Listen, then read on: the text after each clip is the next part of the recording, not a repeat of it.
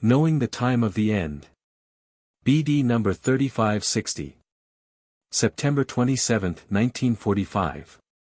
It is exceptionally misguided to state that the time of the breakdown will be in the distant future. This error is detrimental for the souls because they will pay no attention to the admonitions and warnings of the last days.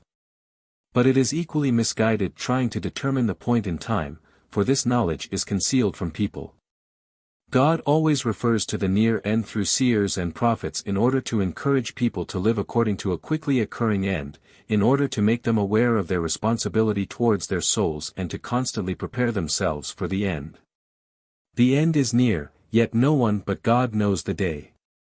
The signs of the time point towards the end, nevertheless, it will come suddenly and unexpectedly for all people including the faithful who are knowledgeable and make an effort to live in accordance with the approaching end.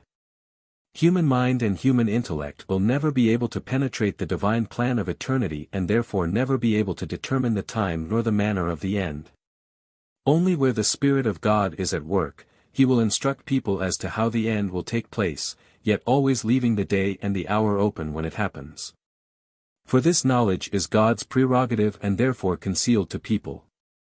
The faithful will be able to recognize the time of the end by the low level of spiritual development, and if they expect the coming of the Lord every day and enter into heartfelt contact with God, they will also sense when the day of judgment is approaching.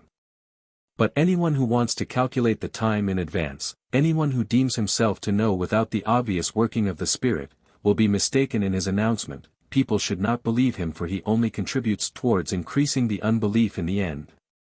Even the forerunner of the Lord, who will be sent to earth by God himself in order to save the still undecided, even he will not specify a day.